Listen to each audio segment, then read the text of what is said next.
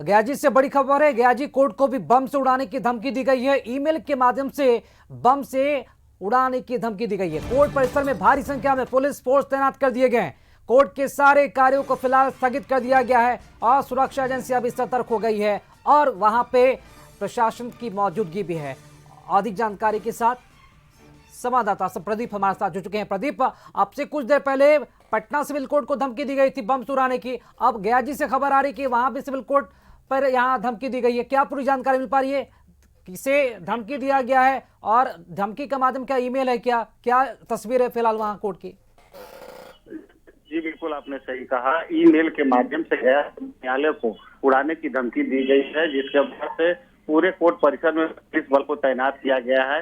गया सहित तमाम पुलिस के आला अधिकारी जो है वो कोर्ट परिसर में तैनात है। डॉग स्क्वाड को लगाया गया है और सिल्वर कोर्ट के सारे कार्यों को स्थगित किया गया है। जो भी कोर्ट में कर्मचारी या के लिए आने जाने वाले लोग हैं या जज है, वे कोर्ट परिसर से बाहर चले गए हैं और पूरे कोर्ट परिसर की तलाशी ली जा रही है। अब जो जानकारी मिली, यह ईमेल जो है वो तमिलनाडु से किसी भाषण के द्वारा दिया गया है। उनके कुछ मांगे रखी गई है और मांग ना पूरी होने पर गया व्यवहार न्यायालय सहित कई कोर्ट को जो है वो करने की धमकी दी गई है। जी प्रदीप, ये मांग किसकी तरफ से रखी गई है? क्योंकि एक तरफ देखा जाए तो पूरे सरकारी तंत्र को चुनौती है, न सिर्फ प्रशासन, कोर्ट को ये चुनौती दी गई है बम चुराने की धमकी देने के बाद।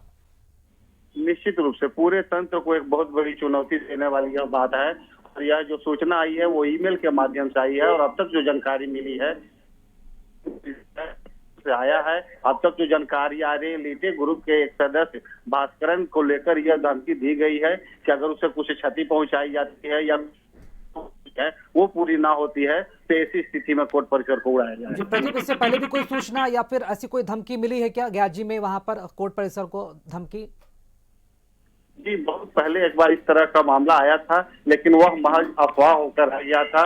उस समय भी बहुत अफरा तफरी का माहौल था और पुलिस ने काफी सघन जांच की थी। जी चलिए, बहुत शुक्रिया आपका खबर पर जानकारी देने के लिए प्रदीप। तो पहले पटना का सिविल कोर्ट और अब जो है गयाजी से खबर सामने आई कि ईमेल के माध्यम से गयाजी में भी वहां पे सिविल कोर्ट को उड़ाने की धमकी दी गई, जिसके बाद प्रशासन काफी सतर्क हो गया है। वहां भी कोर्ट परिसर को खाली करा लिया गया है।